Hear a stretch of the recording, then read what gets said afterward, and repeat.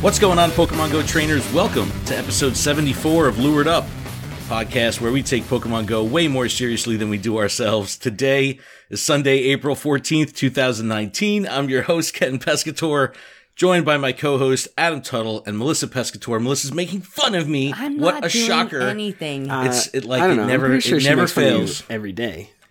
It's No, every dude. It's nonstop. I don't know what the fuck you're talking about. We are not alone today. We have a special guest. We are joined by the legend himself, Kieng IVs. What? Thank you What's so up? much for coming on, dude. We're so excited to have you on. All right, thanks for having me join this podcast. I'm a big fan. That's Oh, so thank cool, you. man. Glad to hear it. Our community is really excited to hear from you and kind of talk about your process and your style of play, because it's kind of you're notorious in the community for some pretty significant play style, and I'm really excited to talk a little PvP with you as well. So we'll get to know you in just a second. Just a little housekeeping really quick. This was a big week for Patreon. I do want to give a special shout out to our patrons this week, but this podcast is powered by Patreon. Please check ours out over at patreon.com/gottawatchemall, where you can support this show for as little as $1 a month. And that $1 will get you access to our patron exclusive Discord, which is a fantastic place filled with fantastic people. It sure is. And I want to give a huge shout out to our show supporter tier patrons, Brittany J, Jessica, Matt, M. Pitts, Terry, David, Chris, Sydney, Bacon L, The Noise, Harry, PokeNavBot, Purple Pancakes, and new for this week, best name fucking ever, Dem Gears Be Bangin'. So Oh awesome. my Thank God, you so much. yes. I thought you were gonna slip up. No, I'm like, man, I wait, did it. but But wait, it doesn't stop there. It doesn't stop there. I want to extend a huge shout out and a huge thank you to Paul Bott for coming in as our executive producer of the show this week. Thank you, Paul. Really stepping up on That's Patreon, amazing. making it happen. So awesome. We're really excited, and he's very, very involved in the community here in New Jersey, and he's really excited to come on the family here and join in and be a part of the show. So we're really excited excited to have him on. But it doesn't stop there. But wait, there's more. No. Special thanks to Owens the Prince for joining at the Discord tier this week as well. He's from Liverpool, England, like the Beatles. Sweet. Oh, that's awesome. We're gonna get some serious egg distance there. That's what, he was in the Discord the other day, and everyone was really excited. They're like, hold on, I need to clear space. That is so. I'm so send glad you eggs found and us. That's send awesome, gifts Fred. and send gifts often. I need like a Abbey Road something. Well, you can always like nickname them the Beatles or something. Yes, so I good. screenshot my favorite places. Yes, that's why we need a postcard book. We've been talking about this for a long we time do. with Pokestops to save your favorite ones. Anyway, all right. Thank you to our patrons so much. It's been a great week for Patreon. We really do appreciate it. You guys are really the lifeblood of the show, and we couldn't do it without you. Yeah, So power thank to the you people. so much. Yes, so awesome. Community powered. All right, on today's show, we're going to get to know Kieng. And this is for the first time ever. Every topic that we're going to be covering today will be directly from Niantic. What? No third-party sites, no secondhand coverage. That goes to show you how much communication Niantic has had over the last 7 days, that every single topic we talk about today will be referenced from an official Niantic post through their community channels. That's pretty freaking cool. I thought that was really cool. And I didn't do it on purpose. I'm putting the show notes together and I'm like, oh my God, another one from PokemonGoLive.com. Another one from, usually it's like GoHub and then PokeBattler and then Go Game Press and then, all these different channels. And now all of a sudden, They stepped up their game. they stepped up their game and And they're like, oh, this that's information should come share. from us. You're not going to hear it sucky, from guys. that other guy. Yeah, it's really, really cool. But we're going to talk about, we're going to recap Bagon Community Day. It's actually Bagon, but Bagon. they said Bagon on Twitter that Community it's Day. Bagon. But it's Bagon, it's my Bagon Community Day. The Extravaganza event is coming back for Easter this year. We'll talk about that. Latios is returning for a special raid week. We knew that was coming. We just didn't know when. It is now. And Go Snapshot Challenge. This is really, really cool. Something really unique I'm that they're so doing. excited And I think for a this. great way to engage the community. And then a contentious topic here. Lucky friends, but avatar poses that you have to pay 500 Pokecoins for. I don't give ridiculous. a shit, but I'm not alone here. So stupid. So we'll talk. So So we'll stupid. talk about all that stuff and break into it. But first, Kieng, why don't you please introduce yourself? Let us know where you're from, what you're all about, how you got started with Pokemon Go. We'll start there, and then I'll start digging in and nerding out on some statistical stuff that we can break into. But please introduce yourself to our community. Perfect. I love talking numbers. So my name's Kieng. my trainer name, my in-game name is King Ivy, which is essentially my name. I play out of Toronto, Ontario, Canada. A little bit about myself and how I started playing Pokemon Go. So obviously I saw it in the news because it was released in the US, in Australia, and New Zealand before it was in Canada. And I saw it, and, you know, I was familiar with Pokemon, the franchise beforehand, but not super deep into it. And then I was actually teaching. I teach at the University of Waterloo. And during one of the breaks, my students were showing that they were catching a Voltorb. Right, I was like, "Oh, whoa, what's this?" And then I was really intrigued by it even more. And one of my co-op students, because I also work a full-time job in addition to teaching, was talking about it. And I was like, "Oh, you know, we should play it when the game gets released into Canada." And when it got released, it got me hooked, and here I am. That's awesome. Almost 3 years cool. later. See, that's really cool. That's actually different from most of the guests that we've had on the show that kind of have grown up with the franchise or have, you know, he got hooked in through the community. That's so cool. That's super cool. That's great. The best and it's cool that you're North American, but not an American trainer, not an American player, like not playing, you know, in where we are. So that it's cool to see that from a different perspective geographically too, but not necessarily where the Beatles are from, you know, or something like that. But that's really cool. So why don't you get us kind of acclimated to exactly where once you started getting hooked, like you said, how your play style kind of accelerated to make you one of the most, you know, hardcore players in the game, you know, at large right now, and ultimately, you know, one of the leaders, or if not the leader of American XP. Yeah, so that's an excellent question. So when I first, actually kind of a funny story on how, when I first started playing this game, I watched maybe like a day or two before the game was released in Canada. I remember watching one of Trainer Tips videos, and he was saying that there's a lot of spawns at gas stations, right? So I remember that I download the game, I'm like, oh, I'll just drive to a gas station. So I go and drive to a gas station. There's only like 2 Pokemon here. I'm like, what's the big deal, right? So I go home, I go to the work next day. One of my managers is like hooked on the game, and he's like, I'm like, oh, where are you going? He's like, oh, I'm going to the Jack Layton ferry terminal. I'm like, oh, where's that? And I just moved to Toronto maybe like 2 years ago, but I lived like 5 minutes away from my work, so I like went to work, went home, didn't know anything else about the city of Toronto. Then he's like, oh, it's just, you know, you just walk south here. I'm like, oh, that's like exactly where I live, right? So I go home, I turn on the game, there's like a place with like 8 lures that are like literally like 500 meters That's awesome. away from me, and everyone's playing there. It's the most popular spot in the entire city, and I look like a total fool driving to a gas station to catch like a Pidgey when there's like Magikarps and Dratini's and Gyarados, and just madness there. And I started playing the game, you know, pretty casually. I would like take my phone, go down to the ferry terminal, play until my phone died. So I played for like an hour, but I was like playing consistently. And then I slowly started meeting more and more people. And then we started moving to a different grind spot, and I started really playing hardcore around October 2016. I was actually watching Reversal's like Road to Level 32 or Level 34 video series.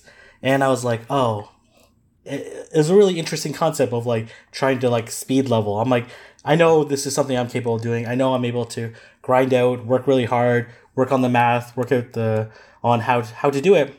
So basically I did like a kind of my first like 16-hour grind, and went from like level 32 to level 33 in one day, and actually hit what we call the catch cap, where actually every Pokemon was running away from me. Right. And it was actually like a very weird experience for me. I was like, why can't I catch anything? And I was like, so super close to leveling. So I just had to evolve everything and into level. But even after that, I was like, I don't know if I really want to play that hardcore. The main reason why was because for me, I knew I had the like financial resources to, you know, like buy lucky eggs and like kind of speed level. But some of the people I were playing with like didn't necessarily have the same economic resources to do it. So I didn't really lucky egg, and, you know, I would just drop lures for people, then leave and go home, and, you know, just try to really focus more on the community. And then when it was, the Thanksgiving, one of the second or third event that Niantic had, they had their first double XP event. And I was like level 36 at that point in time, which is like pretty high for that point in time, but not like the upper echelon of top XP. And I remember I'm like, you know what? Why don't I just grind really hard? So I was like playing like right after work till like 1, 2 a.m.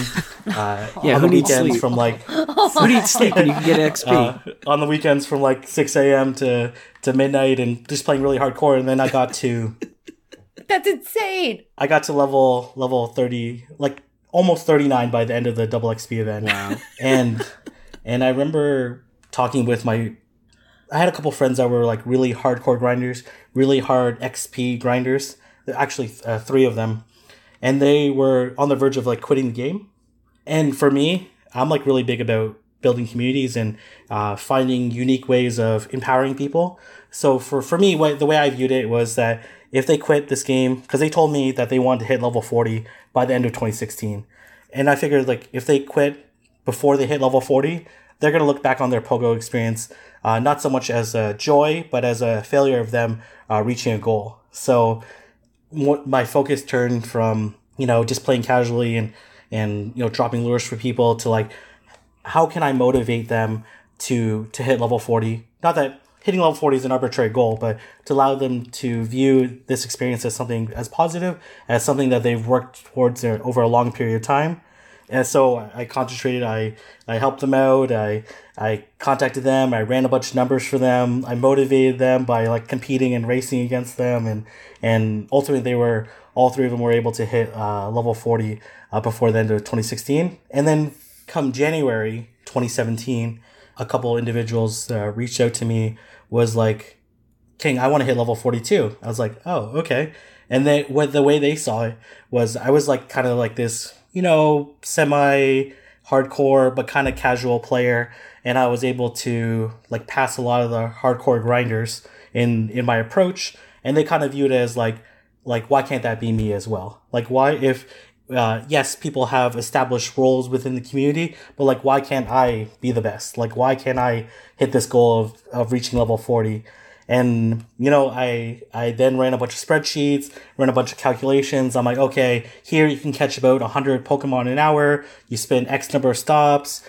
You can catch all five spawns off these lures. And then you have time to evolve a Pokemon before the next set of spawns came, and just walking through the math with them. I'm like, if you want to hit by this time, these are the things that you need to do. These are the amount of time you need to play. These are the times that you need to meet up with me. Wow. And I remember that's the difference. Yeah, that's the difference between, hey, I play hard, meaning I'm going to go and spend 3, 4, 5 hours playing versus I'm going to maximize every freaking second that I'm awake. And to I'm going to be very honest with you, Kieng. Dude, there's no way you are casual in any way, shape, or fucking form, because I am the ultimate casual. I'm still not fucking 40. I want to be 40.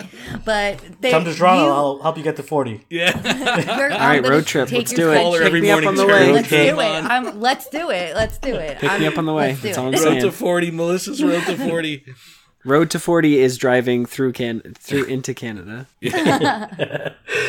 So then in Toronto, we kind of viewed it as like we were competing against other cities. We're competing against Tokyo, against Buffalo, against Atlanta, against all these because there's a level 40 list. And I kind of viewed this again, level 40 is like an arbitrary goal, but to build a community to bring people together, you need a common goal that they're all working towards. So then I started helping people reach level 40, and then we started climbing up on this list of like how many level 40s.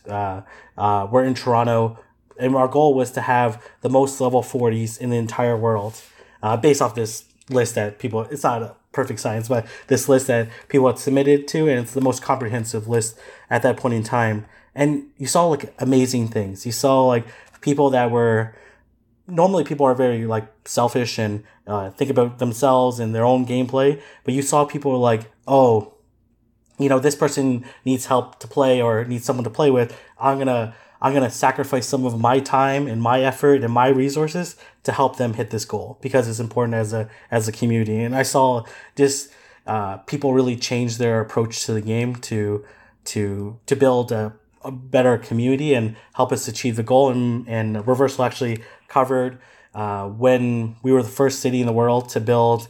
Back then, there were like gym towers were like 10 people. So we built 4 10-stack towers with all level 40 players, and one from each team. And then Valor had 2, just because they built the gym ahead of time.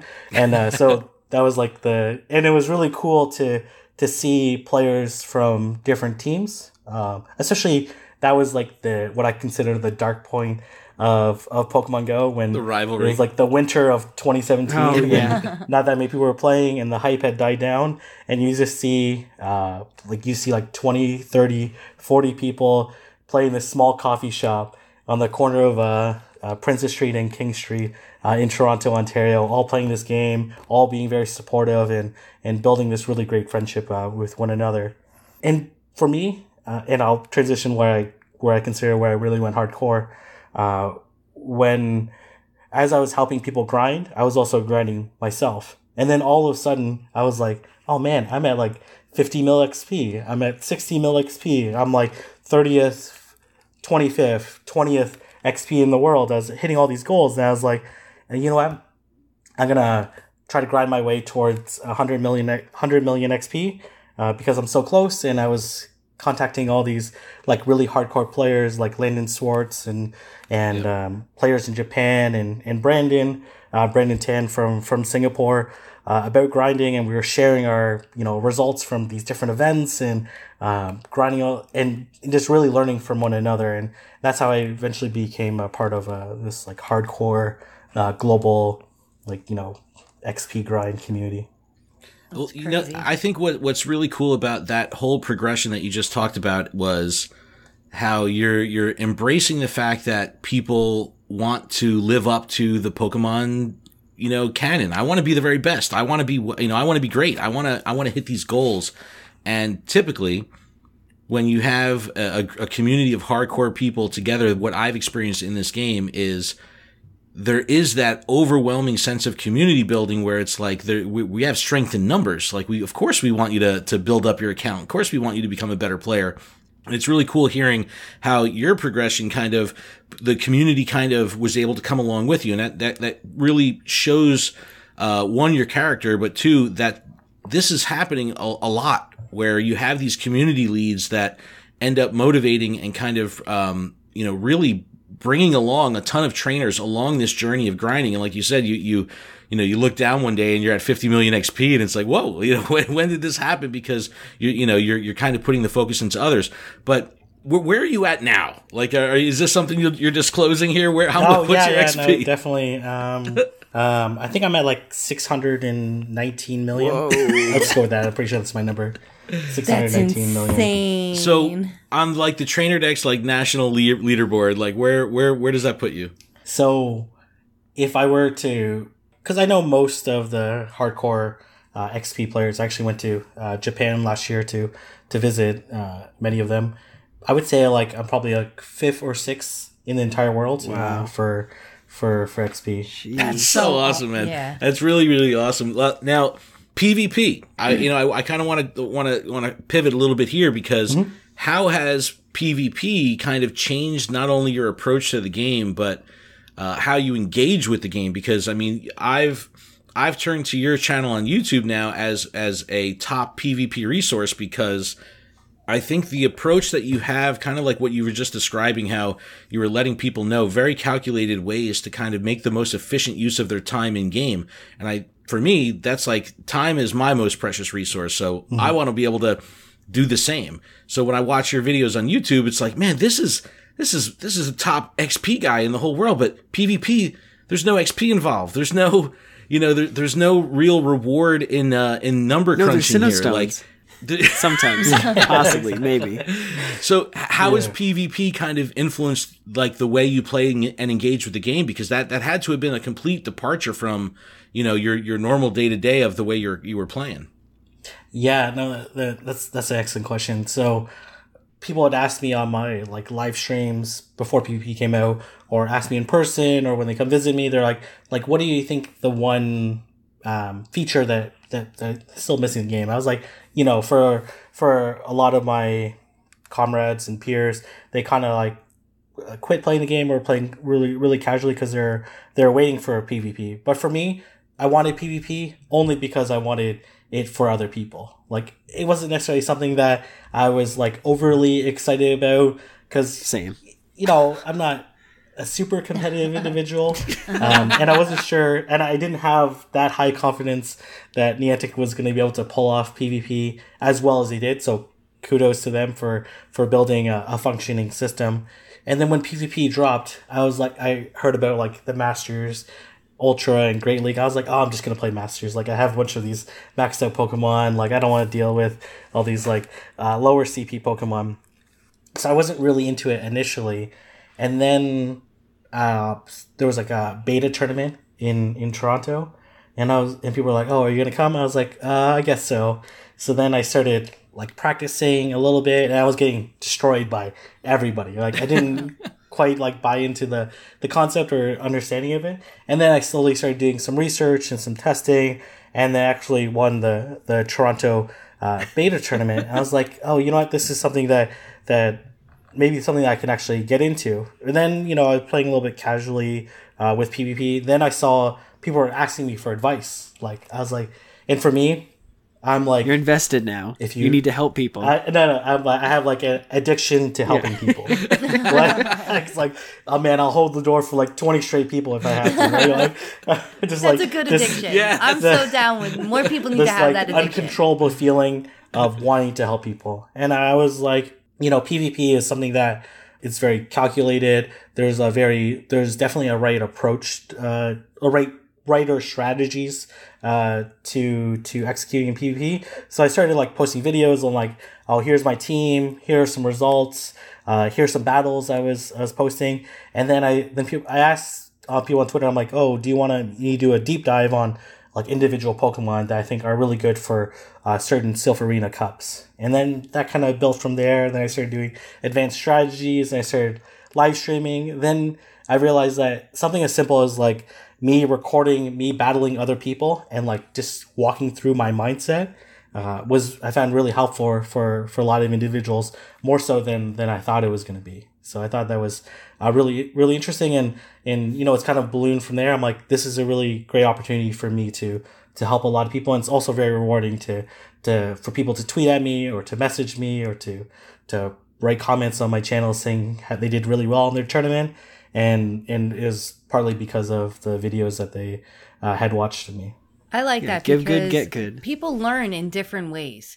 Like, for me, I'm not the kind of learner that can sit there and read text and be like, this is engaging, Like, I'd rather watch you and listen to you and see exactly what you're doing, because that, for me, I would be able to absorb that better as opposed to looking at a bunch of spreadsheets and images. Yeah, that's Ken's thing. Ken loves numbers. I know. He loves spreadsheets. Spreadsheets you guys and Google are Docs. nerds. Oh my god. No, well, I love it. I love it. I appreciate it, and I wish I could, but that's awesome that you're able to bring everybody together with both aspects, like doing it both ways. Well, I think that kind of can roll into one of the other things I wanted to talk about, because people do learn differently, and PvP is exceptionally deep and complex. It's very simple on the top level, because it's the mechanics, the physical mechanics through the UI are very basic, but the depth of strategy is exponentially deep.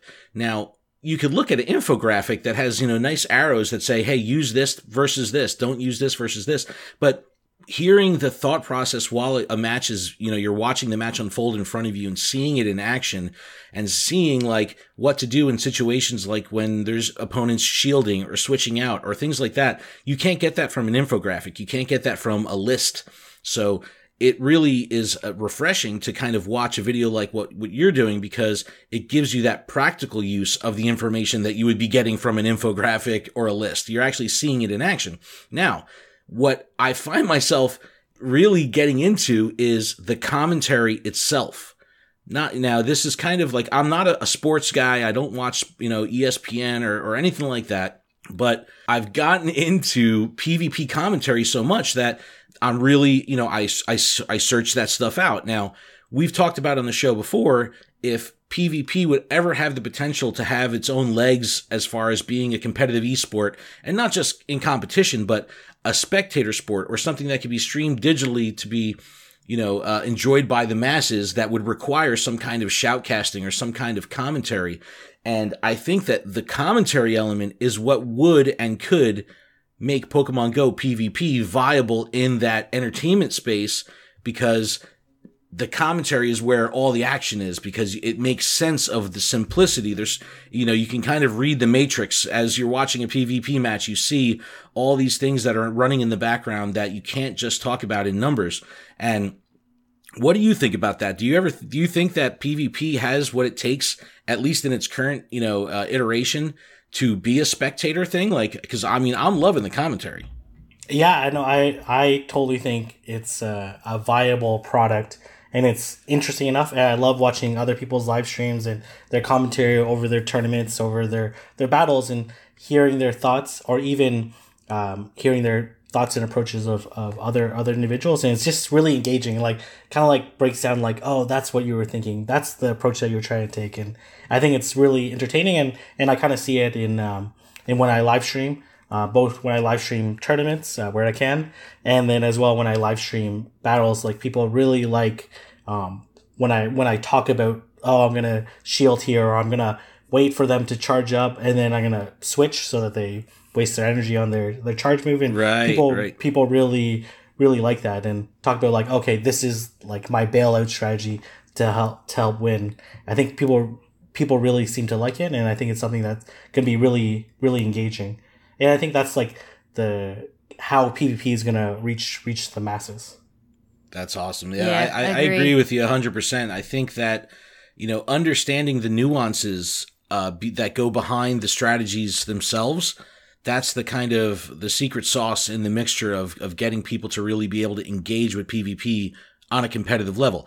Anyone can have fun just picking whatever Pokemon and, bashing their phone with their finger. I mean, that's fun in itself, but understanding, in a competitive environment, how to really be, an elite player. I mean, it takes a lot of people by surprise when they go to their first tournaments and it's like, oh my God, I just, I didn't even get through, you didn't even get through one Pokemon and I'm wrecked, because it's like, there's just an understanding. It's freaking body slam. But no, I think that's a cool element that you kind of need that commentary to kind of bring that out, because you're not going to be able to see it.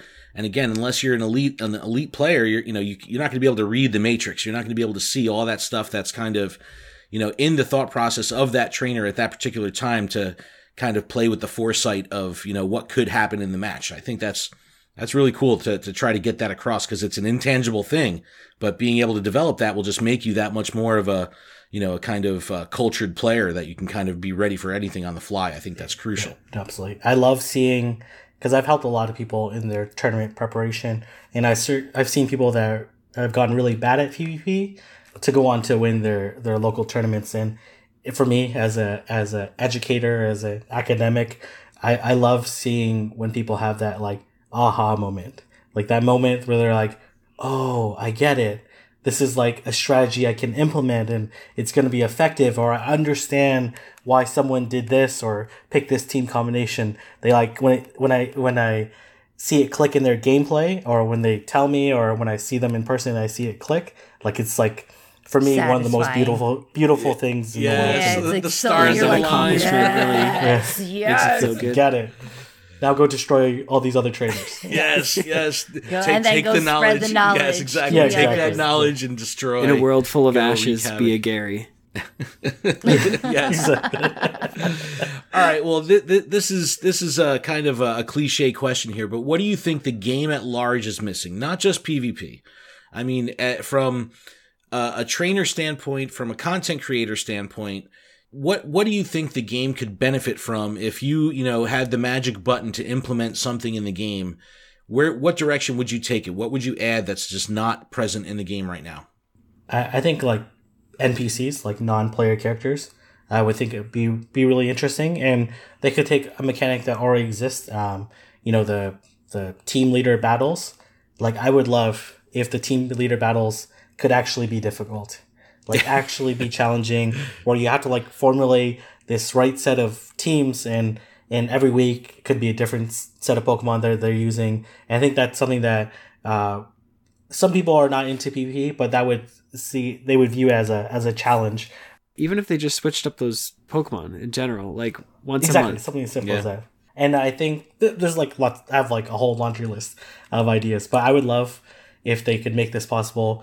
If in kind of like gym badges, what I mean by that is like there's these non-player characters. You go to New York City, or you go to Toronto, or you go to these certain areas that they have established, and then there's certain gyms that have these like really tough non-player character, basically like computers that you have to go up against, and you have to beat their teams. And if you're able to conquer all 8 of these gyms across the city, and it could be like common sites and all that stuff, and then you get a badge in your inventory saying that you've conquered New York City, you've conquered Toronto. A way to implement that is through EX raids. So like it forces people to get to the EX gyms, and gets them the token. So you need like 1 out of 3 to get the badge. Yeah, exactly. Getting more people to know where the EX raids are, that would be the best way. Yeah, exactly. Clicking over to Ingress, they have a feature in Ingress where they have these little mini games set up where you can have user created kind of single player narratives. So you can go to a new town and search globally on these missions, and the mission can say, okay, you have to go to these 10 stops, and it literally has a mapped path of where you need to go geographically, following it like a set of navigation, going to these different waypoints in Ingress, taking over the portals, completing the loop, and then you just, get another notch on your belt in the game that you just completed this little single player experience. And it's user created. If that system were to come over, I think that could play into this as well. But I love the NPC thing. I remember when it was Japan, they had the Giovanni's, takeover of the gym where you can go and battle, Giovanni's Nidoking. And then it ended up just being, just a generic Nidoking, no branding, no badging or anything like that. But that is so cool because yes, that makes it more of a single player experience. But that brings up the argument of, does that deter from this being a community and social game that you're giving people? Absolutely not. Absolutely not. It just gives you could even still make it social. It's communication because if you're doing it with 3 players versus three players, and you know what I mean? Like, there's no reason why it can't be a multi-group NPC versus NPC. Well, still, if you're getting people to go to these if they could tie in like Ash and Brock and Misty, a group of people doing the NPC, it'd be awesome. You all get the badge at once. That's fun. Yeah, you know what? That is really cool. That's a great idea, man. I would love to see them do something like that. Maybe you get like an XP bonus if you do it as a group. Or if you an extra friend bonus if you're doing it with people that you're already connected with. Man, that's cool. Yeah. Yeah, NPCs. All right, I'm for it. Tinfoil hats. We need a hashtag. Well, and then to go with the community, if you're doing these gym badge battles at EX raid gyms, then you get the EX pass. You get to meet more community. Yeah, absolutely. Passively social. Yes. And I think that helps people that may have social anxiety or not getting out there for any other reason. This is just, it forces them to kind of get out there and go if they want to experience these things in game. And I think that's why Pokemon Go has had such success socially, because you're bringing together people that you have a common connection with that you probably never would have come across this person before, even though you live down the street and you like the same stuff. Yep. Now it kind of 100%. puts it in the forefront. Oh man, NPCs, yes, that would be freaking awesome. Niantic, hear us loud. Yes, hear our roar. Yeah, exactly. All right, what are your goals as a trainer? So you're crushing the XP game. You're doing Arceus's work on YouTube, sharing the gospel of PvP and explaining all this stuff and educating. I think that's so fantastic. But as a trainer, as a creator, what's next for you? What are your goals and where do you want this game to take you? Yeah, so that's an excellent question. I think this is maybe the first time in like 2.5 years where I don't necessarily have defined like XP goals or catches, collectors, or berry master. Usually I have those like goals set in mind, and before PvP came out, originally my goal was to get to 1 billion XP by the end of 2019. But then, PvP came out, and this like kind of there's only so much time you can play and put into this game, so my attention has really turned to PvP. And the hierarchy of what's important to me for my gameplay is PvP and like these raid challenges are kind of equal right now. Like I love doing these duos, trios, really unique solos, etc., etc. I also really love PvP. So my goal for PvP is to make it to the world's list and win it all. Like my goal is to, be the best. And he wants to be the very best. Yes. I don't know if I can do it. You can do it. But my goal is to win it all. Like you can do it. That's my goal and objective. And really, my goal is not so much that I want to win it all every year. I want to win it all so that I have the credibility, so that when I put out content or when I help people out, that people are like, oh yeah, that's the guy that won it all. Like, he knows what he's talking about. Listening to him, and that's, for me, I'd rather be the world's best PvP advisor than be the world's best PvP player. Because I wanna be that coach. I want to be that trainer development person. You're like Brock. That's Did we just get the Boulder badge? That's what I want to do. I want to help people become the very best. And if that at first means that I have to be the very best, then so be it. And I'm gonna prove that I'm gonna work really hard and analyze the numbers, run real world simulations, and battle as many people as I can. So that I can improve, so that I can ultimately share that knowledge and help people ultimately reach their goals. Wow, dude, that is so refreshing. I know, my heart is like. Dude ever.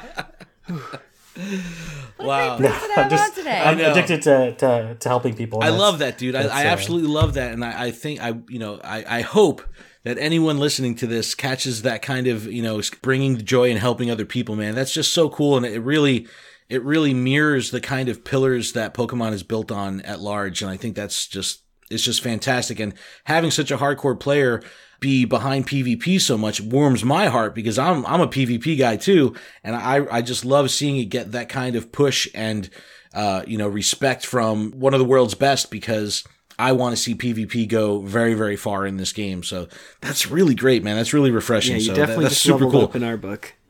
Yes. Insert that sound. Well, no. Got XP from you guys. That's good for me. Extra XP. Yes, bonus. All right, as we wrap up here, I got 2 community questions. I put a poll up on Twitter, saying, hey, we're going to have Kieng on. Please, submit some questions. I got 2 here I want to talk about. First one's from PokeNavBot, who says, Kieng, you're an active member of the community and obviously love the game. What's your favorite part of it and the one you couldn't imagine playing without? And what's the part you'd like to see most improved? So what's your favorite thing about the game? It's obviously the community, for sure. Like because I did this video where I was looking over like my max Pokemon, and I kind of like walked through the stories of all these journeys I had through the Pokemon, through the raid challenges, or places that I've been, where I went to New York City, or I went to Germany, or I went to Vegas, and it's amazing. I couldn't live without the community. Like, every time I look at my messenger or look on Twitter or think about the people I'm talking with or engaging with, or I'm going to Singapore next week, and I'm really excited to meet all these people that I've been talking online with, or I've met it previously, or they've come to Toronto or I've come to them. Like, without the community, that I definitely would not be playing this game. And it just, when I think about it all, it's just so amazing. Like, this game has really allowed me to meet some really incredible people. And yeah, I wouldn't trade it for anything. Yeah, it's so true. Cry, man. This is great. Dude, it's so awesome. And what's the part that I like to see most improved? I think I think Niantic has done an amazing job relative to where they were at the beginning. I remember complaining. I have a really long story of this. I'm not sure if you guys want to hear this, but I'll give the short story. Give us the shortened one. When the game first came out, like, Niantic was very terrible at communicating. The game was super basic, definitely not ready for full mass release. But they've done like a really great job since then. Like, I think about the number of updates that they've done with PvP, whether it's like those stat boosting moves, and to like changes to move rebalance. There's been a lot of changes, especially when I compare to raids or any other mechanic. So I'm really really happy and pleased about that. But I think there's still a long ways for them to go in terms of building up the esport aspect, engaging with hardcore community to make the game more engaging for them and more challenging for them. I think would go a really long way for the people that I play with. That makes a total sense. Sometimes it's really clear to see that they're approaching this game, from the perspective of the masses, and obviously there's good reason to do that. But sometimes the hardcore could feel a little left out because they have to come up with their own unique approaches to making the game engaging and exciting. So yeah, that having tier 1 support from that aspect makes a lot of sense. I definitely am with you there. All right, one more community question. This one from @MailmanMidnight on Twitter. It says, question for King. How difficult is it to manage all the different things you do between work and being one of the top grinders, doing all these ridiculous challenges, being one of the best at PvP, having a YouTube channel, and still being able to respond to so many followers? And as a top grinder, doing raid challenges, being an expert, it requires a large amount of storage space and bag space. How do you store your Pokemon? And how often do you transfer shinies? I don't even know if I want to know the answer. Oh my God. Yeah, okay. I don't think I want to know either. These are all really, really good questions. So, I know there's a lot in that one. There's a lot. So let me tackle the first part. Like, how do I? It's very difficult. There are times where, like, I'm stressed out or I'm thinking about like all the things I need to accomplish, and it is admittedly challenging. I'm not going to say it's a cakewalk all the time, but I think one thing for me is just like learning to be efficient as much as possible, like spending my time as efficiently as possible. And yeah, that's the nature of it. Whether I'm at work, whether I'm teaching, whether I'm playing Pogo and trying to hit a certain goal, I want to be as efficient as possible. Always open to learning on how I can get better and do better. I think that's basically the crux of it. And just operating on very little sleep and waking up early and staying up late and all that stuff is also very helpful. But I think just understanding that I always need to get better if I want to accomplish more. And then the question is like being a top grinder, doing all these raid challenges, being an expert at PvP requires a large amount of storage space and bag space. For me, Pokemon storage space has become more of an issue, mostly because I have so many PvP Pokemon right now. And as well, I do all these like unique challenges and use all these like different Pokemon that I think are going to be really interesting and Pokemon that I want to use. And it's become really challenging, but I think I just try to plan in advance. Like, these are the challenges that I want to do one day, or these are the Pokemon that I think are going to be relevant in PvP one day, and just really focus on those ones and not get too caught up in other things as much as possible. But it is slowly becoming a challenge. And how often do you transfer shinies? I transfer community day shinies pretty often, like anyone else, and then I mostly trade other shinies to people that are really interested. But there are some that are non-community day, but like were like boosted. Like, I remember Shiny Pinsir. I was like playing pretty hard at that point in time. I think at one point in time I had like 21 or 22 Shiny Pinsirs, and like, what am I going to do with these things?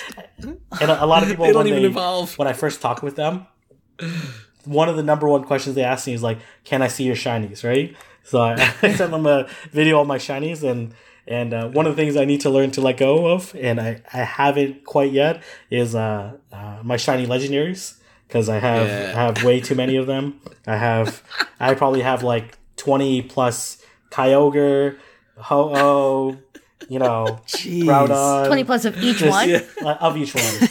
Oh my God. Like one or two. I remember I live streamed me doing Kyogre raids when the shiny first came out, and I was like joking. I'm like, oh, I'm going to get like, 15 this weekend.